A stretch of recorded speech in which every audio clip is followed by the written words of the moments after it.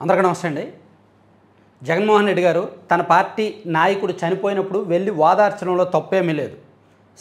సరే అందులో కారణాలు మనం రంధ్రాన్వేషణ చేయాల్సిన అవసరం లేదు. బెట్టింగ్ వాళ్ళని చనిపోయారా లేదా నిజంగానే టీడీపీ వాళ్ళు చంపేశారా అనేది రంధ్రాన్వేషణ చేయాల్సిన అవసరం అయితే లేదు. ఎవరి ఇష్టం వాళ్ళది, ఎవరి కోణం వాళ్ళది, ఎవరి వాదన వాళ్ళది. కానీ ఆ పరామర్శ తీరు ఎలా జరిగింది? బల ప్రదర్శన, బరితెగింపు ఉందా లేదా? బరితెగింపు అని ఎందుకు అంటున్నానంటే, నేను నిన్న హెడ్డింగ్ పెట్టినందుకు చాలామంది కింద కామెంట్స్లో నన్ను తిట్టిపోశారు. బల ప్రదర్శన, బరితెగింపు ఏంటి అని. మరి అది బరితెగింపు కాదా? ఒక ఓపెన్ మీటింగ్లో, ఒక పబ్లిక్లో ఆ ఫ్లెక్సీలు ఏంటి? రప్ప 2029లో అధికారంలోకి వస్తే రప్ప నరుకుతారా? వెంటాడి నరుకుతారా? రాజారెడ్డి రాజ్యాంగాన్ని తీసుకొస్తారా? ఓపెన్గా పబ్లిక్గా అంత బహిరంగంగా హెచ్చరిస్తున్నారంటే ఎవరికి హెచ్చరిస్తున్నట్టు? తెలుగుదేశం పార్టీ వాళ్ళకా, కూటమి వాళ్ళకా, లేదా ఆ నియోజకవర్గ ప్రజలకా, లేదా రాష్ట్ర ప్రజలకా, వాళ్ళ రాజకీయ ప్రత్యర్థులకా, ఎవరికైనా సరే అంత బహిరంగంగా హెచ్చరిస్తే ఎవరు ఊరుకుంటారు? ఎందుకు ఊరుకుంటారు? ఎందుకు ఓట్లు వేయాలి? అసలు 2029లో వైసీపీకి ఎందుకు ఓటు వేయాలి? నరికి చంపడానికా? రప్ప నరకడానికా? రాజారెడ్డి రాజ్యాంగాన్ని తీసుకురావడానికా? అందుకైనా ఓట్లు వేయాలి. సో వైసీపీ వాళ్ళు బహిరంగంగా ఇస్తున్న సందేశం ఆ పార్టీకి ఎటువంటి చేటు తీసుకొస్తుంది, ఎంత నెగిటివ్గా మారుతుంది అనేది ఆ పార్టీ వాళ్ళకి బల్బ్ ఎలగదు, లైట్ ఎలగదు. సో మేబీ ఇది అంటే ఇదే పంధ కొనసాగితే, అంటే ఆ కార్యకర్తలను అలా తయారు చేస్తున్నది ఆ పార్టీ నాయకులే. బల ప్రదర్శన చేయడం వరకు ఇబ్బంది ఏమీ లేదండి. జగన్మోహన్ రెడ్డి గారు వస్తున్నారు కాబట్టి వేలాది మంది జనాల్ని తీసుకొచ్చి ర్యాలీ చేయడం వరకు ఇబ్బంది ఏమీ లేదండి. అందులో తప్పో ఒప్పో, చట్టమో కాదో, ఉల్లంఘనో కాదో పోలీసులు చూసుకుంటారండి. కానీ ఫ్లెక్సీలు తీసుకొచ్చి బహిరంగంగా ఇలా చూశారు కదా, ఇలా ఫ్లెక్సీలు పెట్టి బెదిరించారంటే మాత్రం అది బరితెగింపే. ఇది రాజకీయం కాదు, అరాచకమే. రాష్ట్రంలో ప్రజలు బల ప్రదర్శన ఒప్పుకుంటారు తప్ప బరితెగింపును ఒప్పుకోరు. రాజకీయాన్ని ఒప్పుకుంటారు తప్ప అరాచకాన్ని ఒప్పుకోరు. ఓపెన్గా బహిరంగంగా ఇంత పబ్లిక్గా నరుకుతాం, చంపుతామంటే ఎవ్వరు కూడా దాన్ని యాక్సెప్ట్ చేయరు. కాబట్టి వైఎస్ఆర్ కాంగ్రెస్ పార్టీ ఇంకా 4 ఏళ్ళు విపక్షంలోనే ఉండాలి. ప్రతిపక్షం కూడా కాదు, విపక్షంలోనే ఉండాలి. ఈ 4 ఏళ్ళు కూడా వాళ్ళు ప్రభుత్వంతో ఫైట్ చేస్తూనే ఉండాలి. ఆ ఫైట్ ఎలా ఉండాలి? వయా మీడియాగా, మధ్య మార్గంగా, ప్రజలకు అనుకూలంగా, ప్రజల తరపున ఉంటే ఏమో వచ్చే ఎన్నికల్లో వైసీపీకి ఓట్లు పడొచ్చేమో, ఓటింగ్ శాతం పెరగొచ్చు, సీటు దక్కొచ్చేమో, అధికార సీటు. కానీ ఇలా ఉంటే జగన్మోహన్ రెడ్డి గారు ఇప్పుడు చేస్తున్న ఏ పర్యటన కూడా ప్రజలకు సంబంధం లేదు, ప్రజలకు అవసరం లేనిదే, పూర్తిగా పార్టీకి సంబంధించిందే.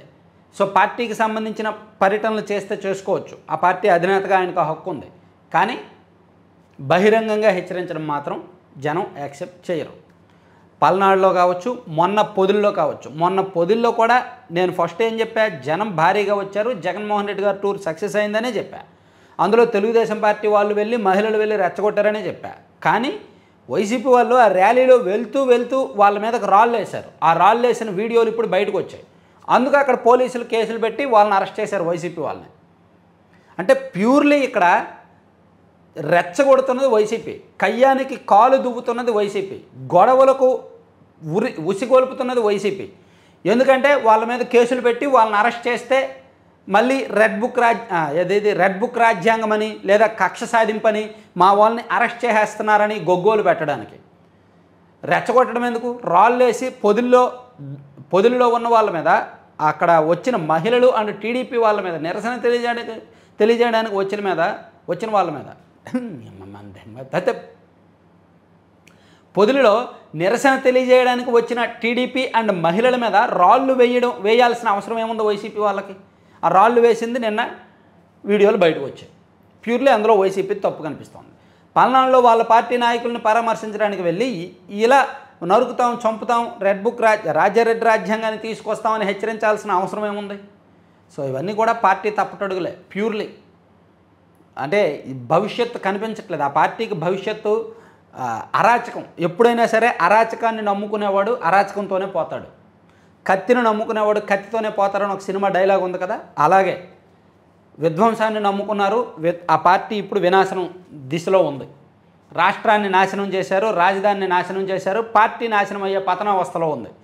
దాన్ని ఇటుక పేర్చుకొని మంచి నాయకత్వాన్ని తయారు చేసుకొని మళ్ళీ జనంలోకి వెళ్ళి బలంగా ముందుకు వద్దాం అని లేకుండా ఆ కుర్రాళ్ళకి మరి గంజాయి ఇస్తున్నారో ఏం మొత్తు పెడుతున్నారో ఏంటో తెలియదు. వాళ్ళకి నిజంగా సోయి ఉంటే, జ్ఞానం ఉంటే, కాస్త కామన్ సెన్స్ ఉంటే అటువంటి ఫ్లెక్సీలు బహిరంగంగా ఎవరు ప్రదర్శించరు. అది వాళ్ళ ఇంట్లో వాళ్ళు కూడా యాక్సెప్ట్ చేయరు.